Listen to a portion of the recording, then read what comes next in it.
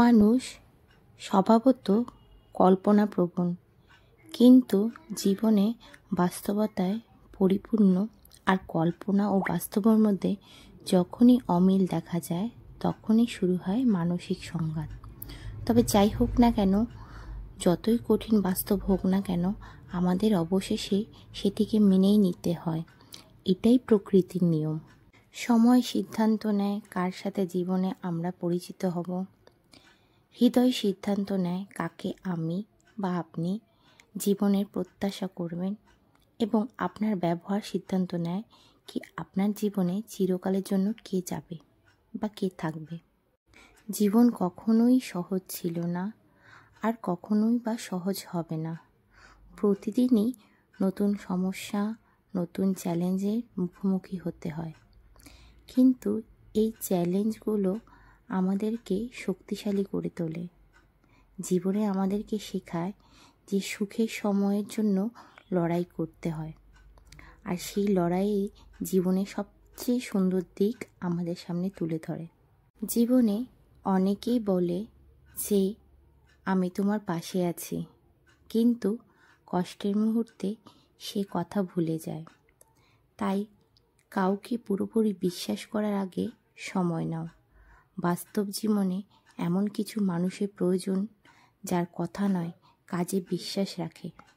জীবন পথে অনেক বাধা আসে, অনেক মানুষ আসে যারা কিনা আমাদের ভুল বোঝে, কিন্তু সব সত্ত্বেও নিজের প্রতি আস্থাটা কখনোই হারানো যাবে না। মানুষকে বোঝানো কঠিন, কিন্তু নিজের প্রতি বিশ্বাস রাখাটা বড় সহজ আর শক্তিশালী।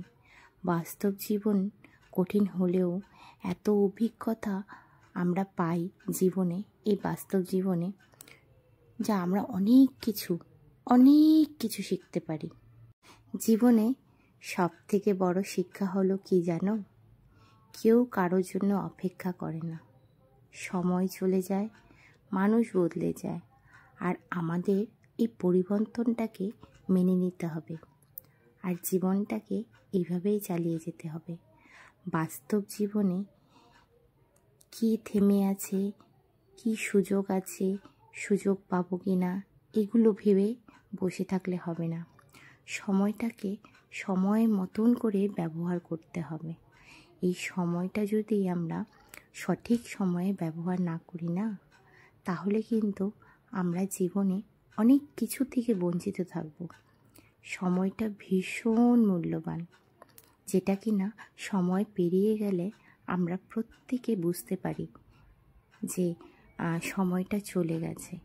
কিন্তু সময় থাকতেই যদি আমরা সেই কাজটা করি, তাহলে কিন্তু সেটার যে ফলটা বা সেটার যে পাওয়ার একটা ততটাই সুন্দর হবে। বলে না, কাজ করে যাও, ফলের আশা করো না। তেমন সময় থাকতে কাজ করে যাও, ফলের আশা করো না। সময় কখনো কারোর জন্যই থেমে থাকে না, না তোমার জন্য না আমার জন্য। সঠিক সময়কে ব্যবহার করে আমাদেরকে আগে বাড়তে হবে। জীবন মানেই কিন্তু সুখ আর দুঃখের মিশ্রণ। শুধু সুখ পাওয়া গেলে আমরা কখনো শক্তিশালী হতে পারতাম না, আর জীবনের প্রতিটা মুহূর্তে আমাদেরকে আরও কঠিন করে তোলে। এটাই বাস্তব। আর দুঃখ না দেখলে আমরা কখনো সুখের ভ্যালুটা দিতে পারতাম না। তাই জীবনে কিন্তু দুটাই প্রয়োজন। সুখটাও যতটা প্রয়োজন, দুঃখটাও ততটাই প্রয়োজন। কিন্তু আমরা দুঃখটাকে অনেকটাই লেন্দি ভাবি যাচ্ছে না, কিন্তু দুঃখটা আমাদেরকে অনেক কিছু কিন্তু শিখিয়ে যায়।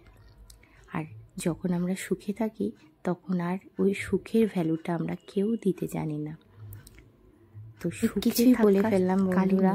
যদি আমার ভিডিওটা ভালো লেগে থাকে, প্লিজ লাইক করে দিবে আর শেয়ার করে দিবে। আর আমি একটা ছোট্ট করে তোমাদের কাছে ফিরনির রেসিপি শেয়ার করলাম। ভালো লেগে থাকলে প্লিজ লাইক করে দেবে, কমেন্ট করে দেবে। আবারও আরেকটি নতুন ভিডিওতে দেখা হবে। Tata, by.